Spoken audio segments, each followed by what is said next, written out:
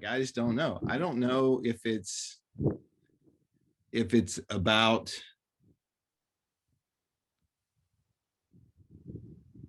I've lately been thinking about movement. So instead of like figuring it out or deciding, it's just you sort of move in a direction, and movement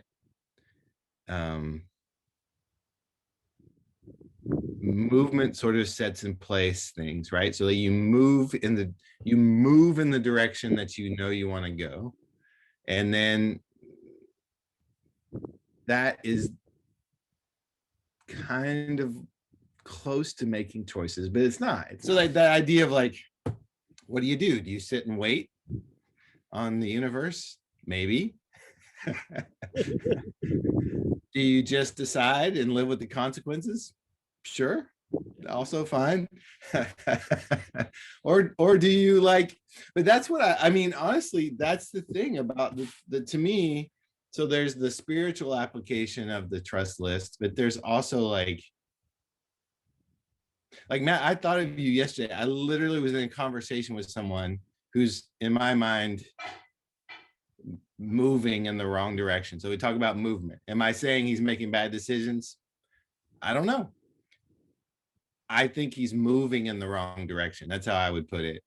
And so when you're moving in the wrong direction, the number of good choices decreases when you're moving in the wrong direction, right? And so, but I literally said to him, and I swear to you, like, I thought of you in the instance. I was like, so what you're telling me you're trusting right now, you're trusting your instincts. There you go. There it is. Yeah, I was like, you're trusting your instincts.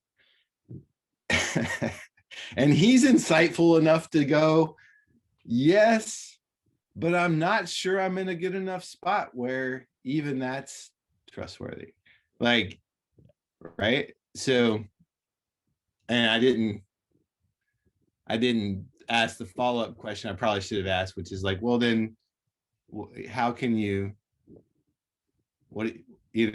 how could you diversify the number of things you're trusting right now? Well, and but one of the things that I appreciate is, there it is though too, is you didn't have to condemn his instincts.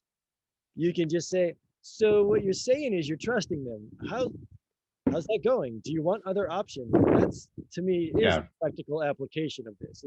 You can stay connected then, have conversations about what they're trusting and what they think the consequences will be. And sometimes instincts are really important to trust. Probably not. He's insightful enough to know, like, in fact, what he said is like, what I'm doing right now is hitting pause, because he's like, what I typically hear, what I typically trust, he's like, I know right now I'm not operating in a good headspace. So to get there, I'm going to hit pause. And like the bell rings between rounds and you go sit down in the corner for a minute. There it is. And so anyways, it's interesting. Go ahead. I was gonna say, I'm feeling a little bit of that right now as well. Like, I could jump on something, do this, try this, and it's like, whoa, time out. It's almost like a timeout. Could I slow down, listen, and not have to figure everything out right now, right? Yeah. Well, I feel like, but even the way you frame that question, that's the right action, but that's not the right. That's the thing above the thing. It's not, can you? It's, will you be okay without? Of course you can. But and then the other thing is,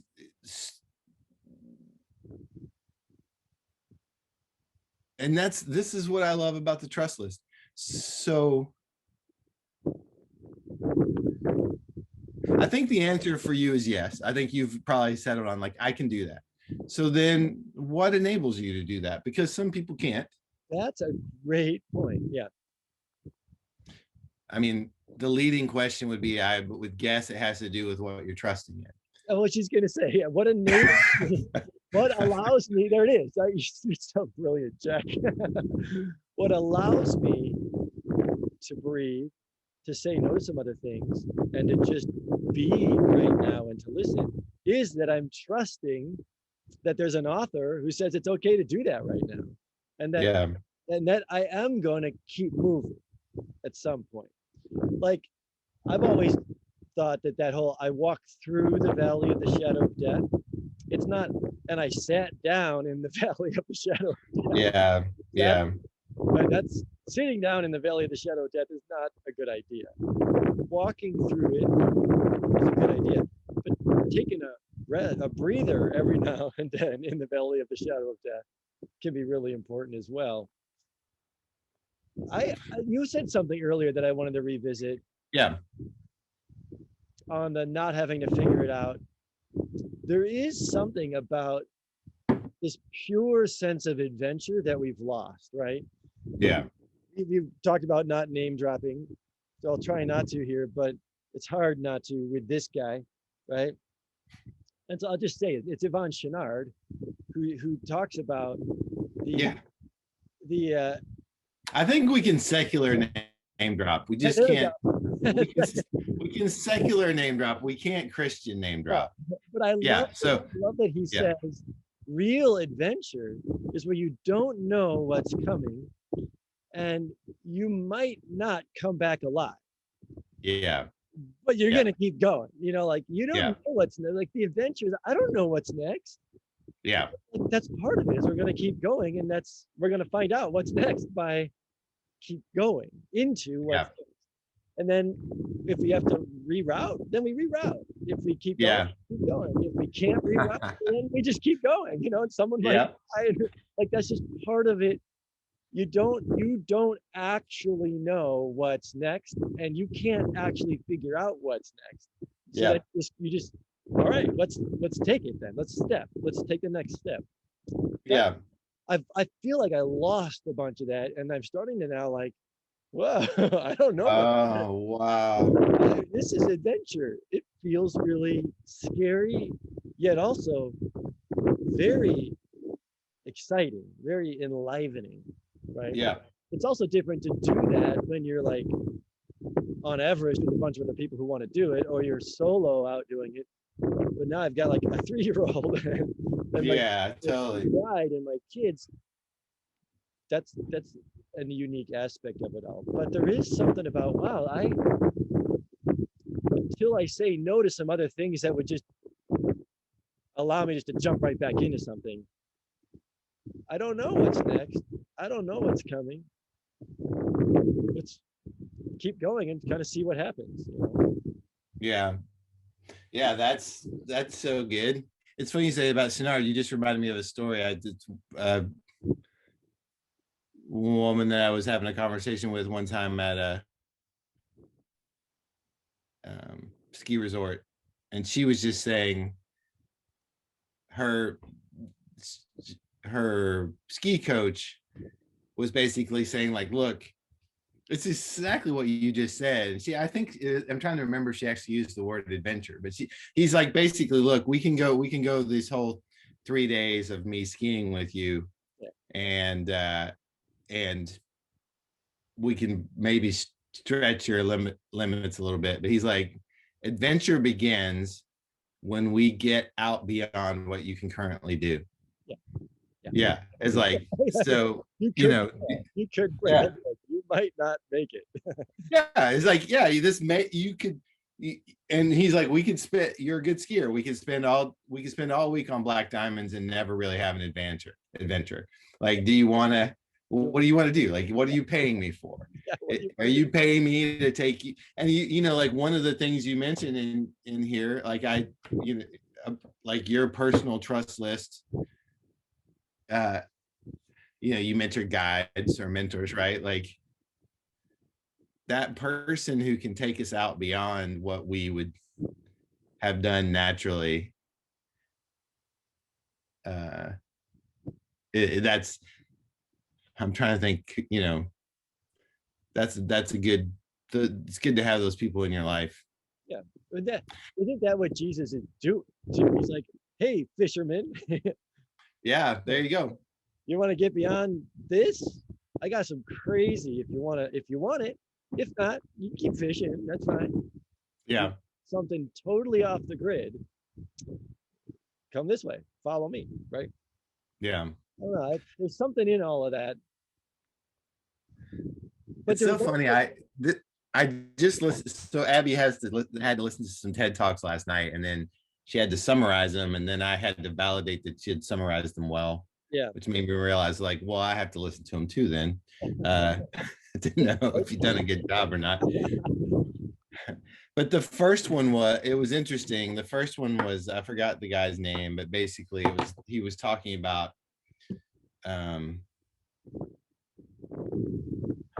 he's essentially saying we synthesize happiness. We make happiness. Happiness is a thing that happens in our brains. We make it.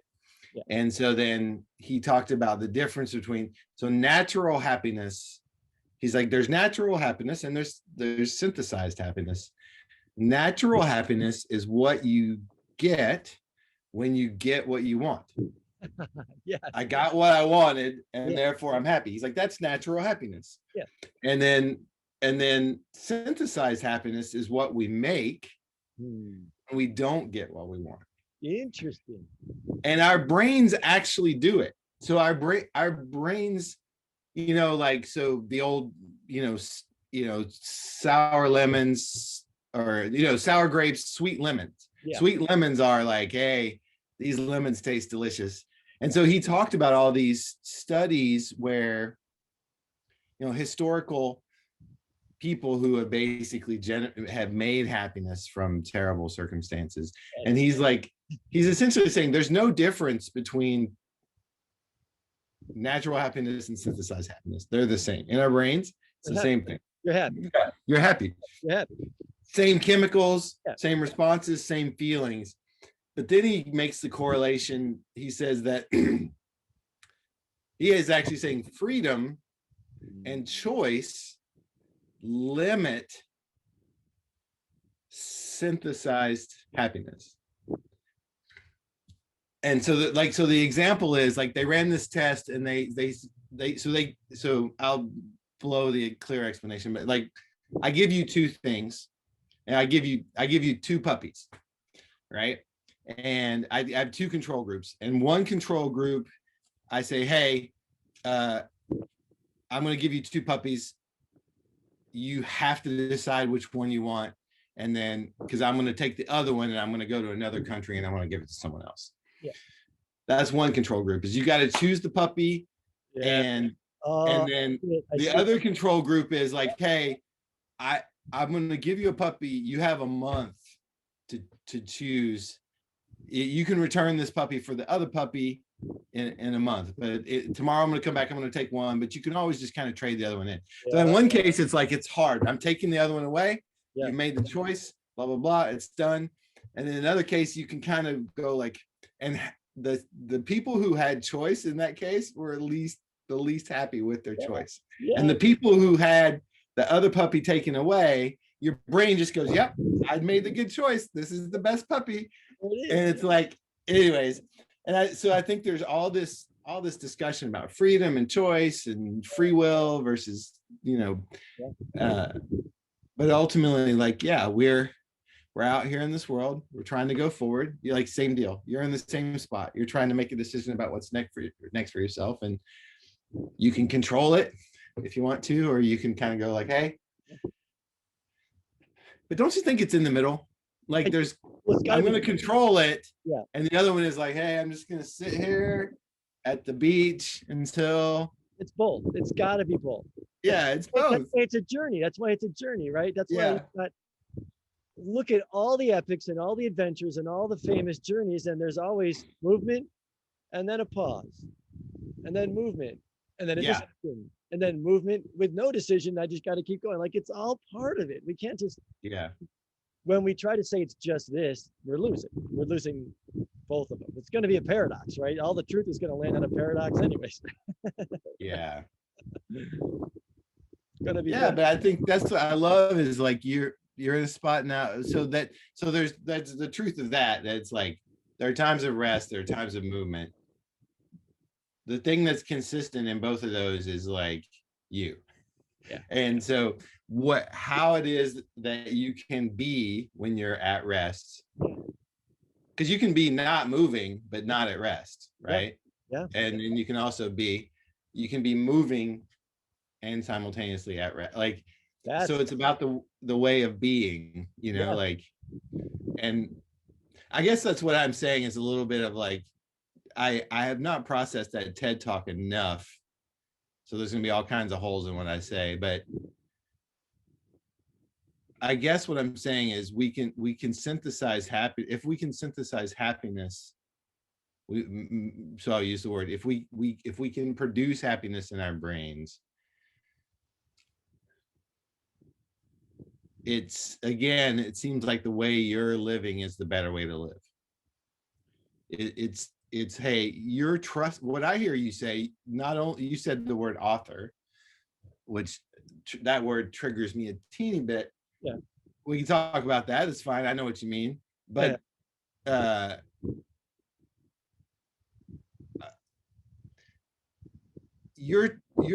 I'll use the word God there. You're trusting in a God. But beyond that, you're trusting that God is benevolent. Yes. Yes. Yeah. I am. Actually, I read it this morning. Well, listen to it this morning. I'm walking through these gorgeous woods up here, and I hear Paul write in Romans that God's our friend. I'm like, what? Huh. He adopts me. I can call him dad, but it's not just the dad as a little kid, it's the dad who's your friend. And then, oh, by the way, he's God. And so he's in control, but he gives me freedom. Like all of that paradox, crazy sauce is what I'm trusting. But there's something about it, yes, benevolent. This is a God who loves me. That allows me to rest. And I trust them, right? What I was going to say is if we did insert the book, cut that out. Take that off your trust list, like so much of our world has done, and then live in existential reality where we are living each moment by moment, aware of it, but there is no benevolent God. Okay, it doesn't necessarily mean like, oh no, horror and darkness, but then all the friends that you were talking about earlier, if there isn't any direction, it is just go wherever without purpose or point, and that's what I'm trusting. It's different. It really is different. Like, yeah, that's gonna talk about the happiness thing. What would that do for happiness without, you know, I yeah. Yeah. So yes, I am trusting in a benevolent God who's with me on the journey, but also guiding me and shepherding me. Yeah, I am. I'm trusting that. But that is allowing me to not freak out right now. I'm on the edge of freaking out, but I haven't. To freak out less. Yeah, less. Yeah. Well, no, but also let me just keep pushing in.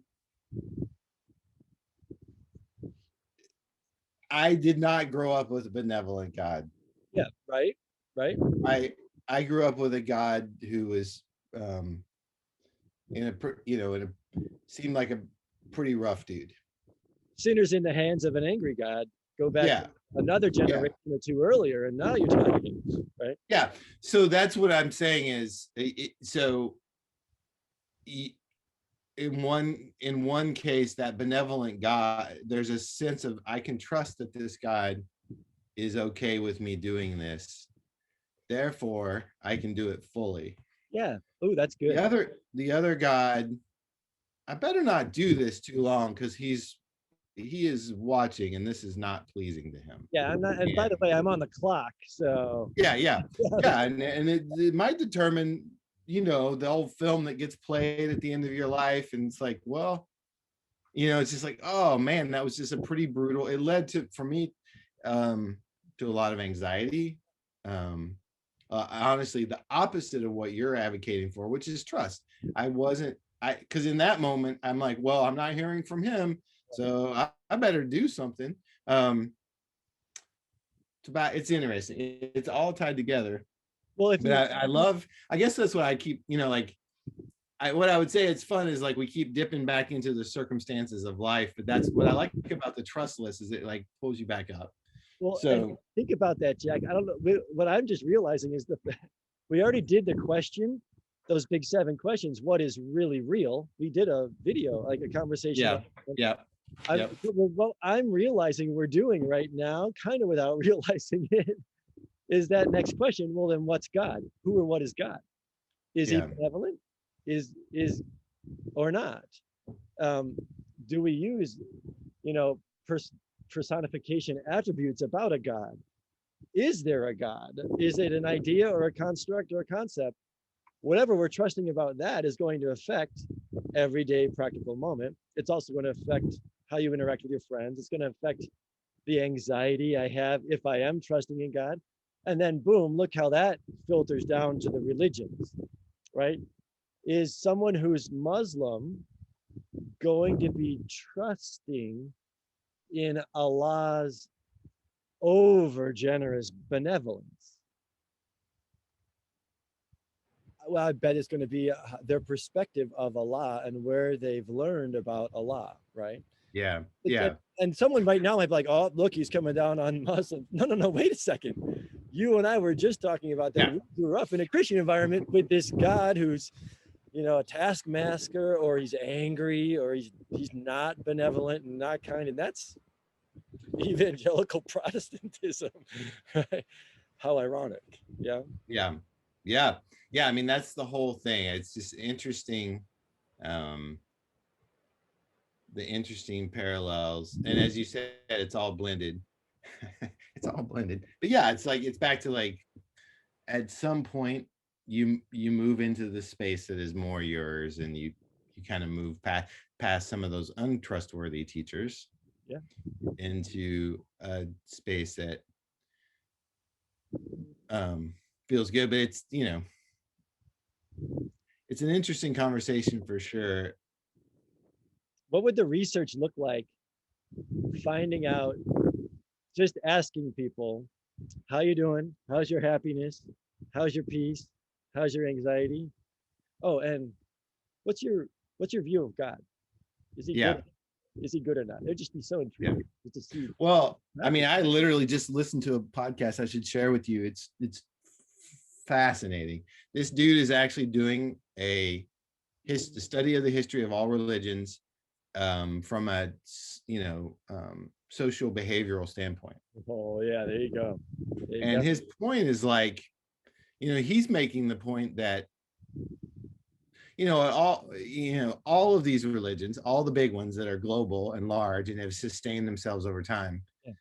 at one point they were a couple of people or a few people in one room, right? He thought it up.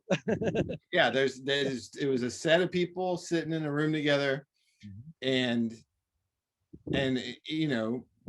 not thinking about it too deeply, most of them, it started with a person. Yeah. Right. Right. And now, Christianity's whatever percentage of the world, Islam is the percentage of the world, and they're these massive. So his question is, how do we go from A to Z? Yeah. And he's making the point, and he makes it really, really well. And that's what I think about my childhood. Is like, look, if you want action, if you want people to behave, you better have a mean God. He's like, if what you're looking for is good behavior, if what you're looking for is consistency, if what I'm looking for is, I know that Matt's a Christian, and therefore I can put some brackets around the kind of behaviors that I can expect from Matt. If that's what you're looking for religion to be, you better have a God who will hit you with lightning. Like, you better have that kind of God, because the other kind of God, the like the loving, that God does not necessarily lead to good behavior, because that God will forgive you when you mess up. Exactly. And that's the scandal of a gracious, loving God. Yeah. Yeah. Yeah. But look at the God with lightning. What do you lose if he's going to hit you with lightning if you don't do what he says? What is lost? You, you actually lose your freedom. Yeah. You're living in fear of the lightning, Yeah. and you lose your freedom. Yeah. Freedom's So, gone. so there you go. No more freedom, because I'm not free to disobey that God, or I'm gonna burn in sulfur forever, or get hit by lightning. Nothing's gonna happen, or I'm gonna get a big divine spanking, right? Yeah. That goes back to, like, I can't sit here real long, or the boss is going to show up, and then I'm going to get it. So Yeah. I think that guy's research is, it's going to inevitably land there. Yeah. And actually think about that. Think about the tyranny of a dictatorship and how they get things done. Yeah. It works. And it back to pragmatics, like it works. It works as long as the dictator's healthy, right? The moment that person passes on, the thing tends to fall apart. It's interesting because I have something burned in my brain from a sermon that I heard. I mean, at this point, it's 24 years ago I heard this sermon. Holy cow. 25 years. And the guy basically made the point is like, it's back to Forrest Gump. I think it's both. I like, we're going to define God and say, hey, he's this love without end. He's going to just love you through your mistakes while you destroy your life. But the other one is like, the moment you mess up, you're out. Like, Yeah. That just seems like a very weird way to define God. This is the point is like, this guy was making the case. He's like, look, we say God is love, God is love, God is love. Absolutely. Clearly a case for that. There's also an equal number of references to God being light. So his point was like, God is love and God is light. And he was a fundamentalist dude. So he didn't mean light the way I now read that. He meant light like the lightning bolt. That's what he meant when he said it. But over time, I've come to realize, like, that's not what I think light means in that metaphor. And so, yes, God is love, but he's also light. And light doesn't, to me, equal punishment. Light means things get illuminated. Yeah. Things that are dark become visible. That's Paul, and that's the gospel. Because most of the time as an adult, when I'm messing up, I'm usually trapped. Yeah. I'm not at the point where I'm like, hey, here's the thing I'm really looking to do today. I'm really looking to screw up. If I could take some money from somebody, if I could do something that I'm not allowed to share with my friends, that's what I'm really into today. No, those things happen by the course of being alive. And most of us fall into patterns because we can't see it. So the idea that there is a God or a set of things that are trustworthy that can reveal my patterns, that equals growth. That, which I will say, that equals salvation. Like, if you keep falling in the water, eventually you're going to drown. And someone goes, hey, you know what? If you go that way, there's a bridge, right? And you go, oh, okay, cool. I'll take the bridge. And that person just I'm saved at that point. Yeah. No, that's Paul, right? Paul is saying, I'm like, I do what I do and I can't do what I don't want to do. And I love it. He's like, I don't even know how to write it. He's like, I don't even know how to write it. He says, but the law came and revealed the sin. Yeah. But then I'm stuck under it. Thanks be to God, who is light and saves me out of it. And then he's like, now there's no more condemnation. But since there's no more condemnation, I don't want to just keep sinning because that brings death. Thanks be to God who shows me the way that frees me up so I don't have to sin. And he also showed me what it was. Like it's all there. It's like, there it is. There it is. Yeah. But it is both. It is both. It's, Yeah. I love how you framed that, Jack. It's the freedom, which is the love and the grace, but it also is the illumination of the darkness with this like, come on out of it. You don't have to stay in that darkness. And by the way, Yeah. realize that it's a mess. It's a tar pit. It is. Look, it is like, oh, it is. Come on out if you want. You don't have. Yep. Yeah. But it's not like the light illuminates it and then you realize like, oh, it's not even dark. Like it's not even bad. No, no, no. It illuminates that it is destructive. Yeah. Exactly. You see it. That's the key. And I think that's where there is a standard at that point. It's Yeah. like everything, it illuminates it and all the lights are on and there's no bad all of a sudden. No, there are things that are evil and destructive and that I don't want as part of my life. Right? Yeah. I don't want done to me and that I don't want to do to other people. Yeah. Right? That's why I think, so again, is a secular name drop. So I'm good. I think with that, we should discuss whether that's a fair rule or not. But but I know that you're listening to him and I'm listening to him and he's not a spiritual writer. So James Hollis, the book that I'm currently listening to, you would love. It's not a book, actually. That's the thing that's sad. I thought it was a book. But he opens and he's like, look, there are, oh, you see my light show going on there? He's like, there are, whatever, I can't remember. He's like, there are essentially 4 existential questions. It was like, there are only, and maybe he's 5, I can't remember. But he's basically, these are the existential questions, and they're not even questions. They are the realities that you will bump up against if you live long enough. If you live long enough. And so he's saying like these exist, here they are. And then as a practicing psychoanalyst, he says, and then there are only like 3 reactions to each of those existential realities. And I just thought it's been very, very helpful to me because I can go like, okay, yeah. Wow. It's embarrassing that you just put that so plain and clear, this thing that I've not been able to see. And so that is like what I would say is light. He's shining light on truth. And when he puts the flashlight over there, you go, that couldn't have been more obvious. But I was clearly blind to that. I was blind to it. I did not see it. And so again, the metaphor, I once was blind and now I see. It's there. So if we're going to keep hitting it, and even that too, it's one thing to shine the flashlight on it and then you see it. And then that goes back to what we were talking about before. And then I could just sit in it still. Yeah, I'm going to keep running up against that thing. Well, I should move.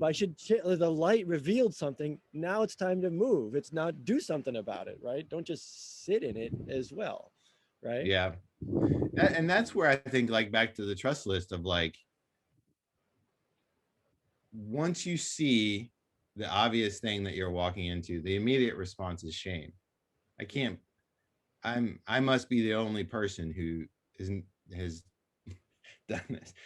The actual answer to that would be a community of safe people around you with whom you could be honest and say, hey, I did this embarrassing thing. I'm doing it over and over and over again. I'm gonna kind of open that up to all of you as a confession and say, help me not do that anymore. So that's like the trust list is, so that's again so the other challenge I would have for my friend who is out trying to get his instincts straight is the real thing that he's done is isolated himself. So it's basically I'm the lone person he's talking to at this point. And hold on, let me fix this light.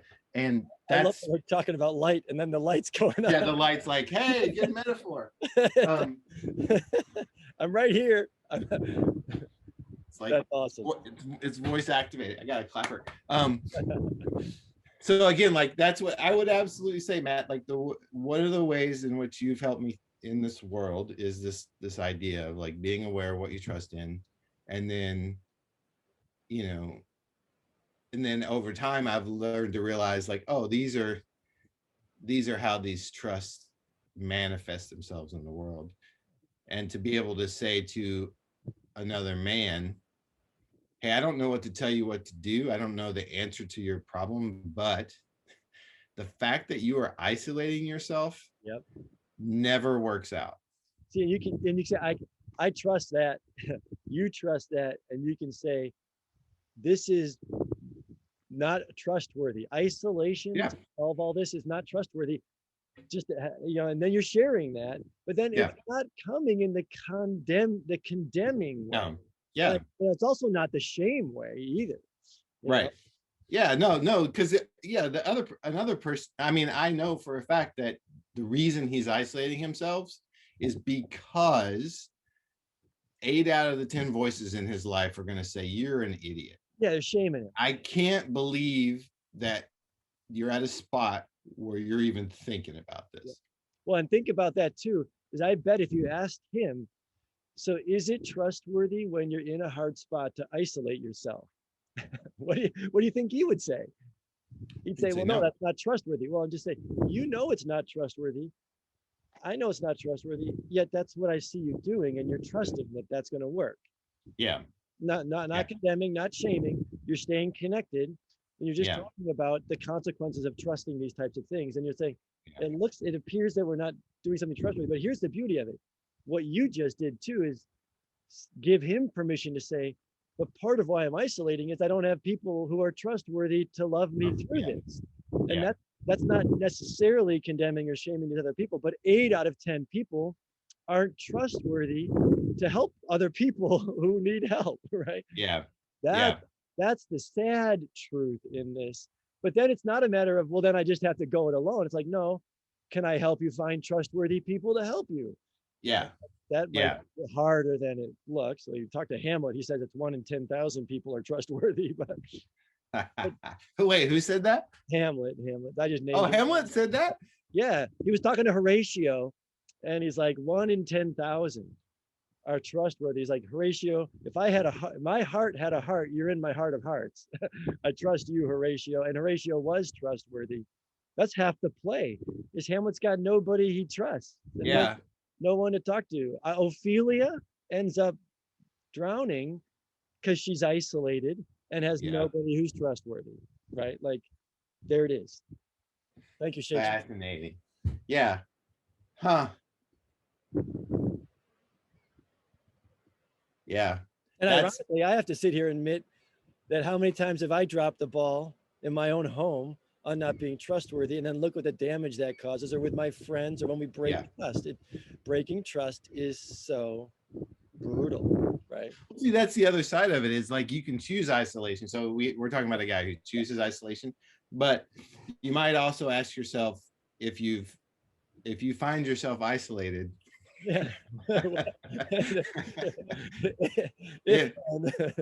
if you find yourself alone, what does that mean about how you're living? Are you trustworthy? Well, that's the question. Because that's what I love. I mean, I have to point this out because I did notice it in your book. Yeah, there it is. At the end of my plan today was actually to ask you these questions, your own questions. That's what I wanted to do. But so your reflection questions after the trust list and after Faith Island. The question number 6, the last question. Do you think you are on anyone's trust list? Why or why not? That's so brutal. I'm like, well, dang it. It's like, so it's like this reciprocal. But again, like the practice of opening ourselves up, that's the thing, is like we're tricked to believe that trustworthy means we never make a mistake. Yeah, and that's a lie. What I would say is that the trustworthy is a person who as we all are, just so happens to be human, Yep. can through the process of seeing it, like light gets shined on it, Yep. working through it in community. That's always with somebody. You don't work through things by yourself. You always work them out in relationship. And in your case, you're advocating in relationship with a benevolent God and a loving wife and some trustworthy friends and mentors. Like you. You do that 3 times and now you're trustworthy, right? Like, he's like, hey, so it's not the person that is free of mistakes. It's the person who's demonstrated with their life that they can be trusted, that they have opened up with you, which means you can open up with me. I don't know. It's so cyclical, Matt. It's awesome. Well, and think about that too, is that in order to be trustworthy, you're going to have to admit that you've made mistakes to someone else who is trustworthy. But in order for them to be trustworthy, they're going to have to admit that they made mistakes.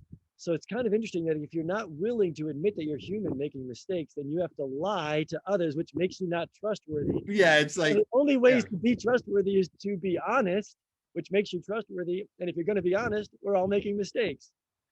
Yeah. There we go. Then we're all, it goes back to the faith island and we're all in it together and it levels the playing field. Yeah. And that's what builds trust, is the humility and honesty. Yeah. But I'm probably not going to be on very many people's trust list if I'm not honest with myself, even about my own mistakes and my need. Yeah. My need for other trustworthy people and to be trustworthy. Question number 2, what makes someone or something trustworthy? There it is. There it is. Yeah, it is. It's interesting, this life we're on. You know, you made me think about I like probably one of the most formative books in my life is Parker Palmer's Let Your Life Speak. Have you ever read that? No, it sounds great title. It's so good. It's the book that like every high school graduate should get, but you're not ready for it at that point in your life. So it's like this trap of like, this is what I want my daughter to know. I want her to know the contents of this book and she'll be fine. But there's no way that age 13, 14, 15, 16, 24, 32, most people are going to get this book. One of the stories that he shares in that, he went and lived in a Quaker community for a long time. And one of the women, the Quaker women who he came to see as a mentor and who was very wise, he talked about, we use the metaphor of doors opening. And she, after a while, like he was trying to make a decision about a career path, an academic career path. And she basically said something along the lines of, I have never had a door open in front of me. She said, windows tend to close behind me. And I was like, that is an interesting metaphor. And that's the movement. You move in the direction and things tend to go clunk, clunk, clunk. Yep. But you set a direction. Keep going. Don't do it alone. No. Don't do it without taking a hard look at who you're trusting in and what are the attributes of those people. And speaking of trustworthy, I'm now 1 minute late for my next call. This conversation's too good. I can't cut it off. You gotta go. Yeah. I gotta go. The lights are off. But anyways, I love talking to you. I want to catch up on other things. So let's talk early next week. That'd be great. Monday, Tuesday, Wednesday of next week, I have time. So do I. That's perfect. Yeah. Cool. All right. Bless Love you. Love you too.